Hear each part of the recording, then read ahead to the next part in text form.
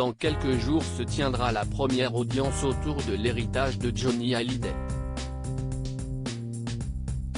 Pour rappel, dans un testament signé en Californie en 2014, le rocker a déshérité ses aînés, Laura Smith, 34 ans, et David Hallyday, 51 ans. CIST également Laetitia qui obtient le droit moral sur l'œuvre du rocker. Chère Laetitia, voilà près de 2 mois que papa est parti dans un long reportage, 7 à 8 s'est penché dimanche 11 mars 2018 sur cette affaire. Première question à laquelle répondent nos confrères de TF1, quand David Hallyday et Laura Smith ont-ils appris qu'il était déshérité par leur père? Selon eux, tout a commencé le 31 janvier par une lettre de Laura envoyée en recommandé à Laetitia à Marne-la-Coquette, alors que la veuve et ses filles, Jade et Joy, tâchent de reprendre une vie normale à Los Angeles. Dans cette lettre, Laura écrit « Chère Laetitia, voilà près de 2 mois que papa est parti et il nous faut avancer dans le règlement de sa succession. En plein accord avec David, nous voudrions signer dès que possible l'acte qui fixe les qualités héréditaires.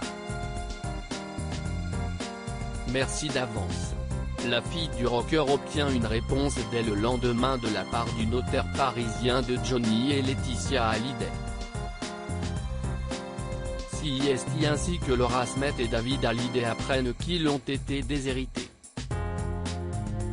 CIST alors qu'ils demandent à écouter sous 48 heures l'intégralité de l'album enregistré par Johnny avant sa mort.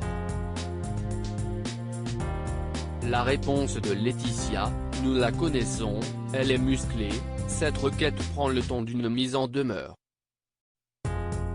Je n'entends pas accéder à cette injonction qui n'est pas fondée. L'intégralité des droits d'auteur et d'artiste-interprète de mon époux m'a été dévolue au terme de ses dernières volontés.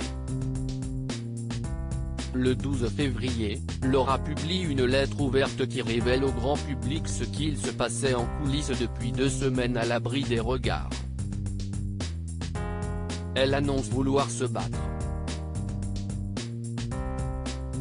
Avec son frère, elle entend contester le testament américain de son père et se saisit du juge des référés pour obtenir un droit de regard sur l'album. Laetitia se dit écœurée par ce déballage. La première audience aura lieu jeudi 15 mars à 14h30 à Nanterre.